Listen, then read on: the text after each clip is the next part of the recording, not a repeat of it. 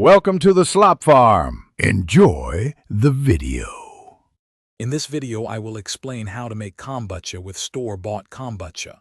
First, gather your ingredients. 1 cup of plain, unpasteurized store-bought kombucha, 4 to 6 tea bags, and 1 cup of sugar. Brew your tea, dissolving the sugar completely. Let the sweet tea cool completely to room temperature.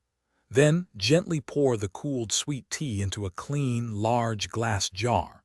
Finally, add the store-bought kombucha to the jar. Now for the first fermentation, or F1. Cover your jar with a breathable cloth like a coffee filter and secure it tightly with a rubber band. This keeps out contaminants while allowing air circulation.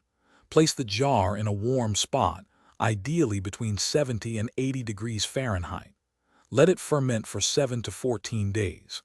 You'll notice a new SCOBY forming on top, a good sign of active fermentation. Taste it periodically until it reaches your desired tartness.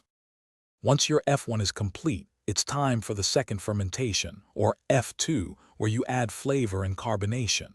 Carefully remove the SCOBY and 1 cup of fermented kombucha for your next batch. Pour the remaining kombucha into airtight bottles, leaving about 1.5 inches of headspace. Now, get creative. Add your favorite fruits, fruit juice, or spices for flavor. Seal the bottles and let them ferment for 2 to 5 days at room temperature. After F2, refrigerate your flavored kombucha to stop the fermentation process and enjoy its delicious fizz. Remember to burp your bottles daily during F2 to release excess pressure. With your reserved SCOBY and starter liquid, you're all set to begin a new batch, ensuring a continuous supply of homemade kombucha. Don't forget to check the description for a link to the Owala water bottle and other great deals to keep you refreshed. Enjoy your homemade brew. Thanks for watching.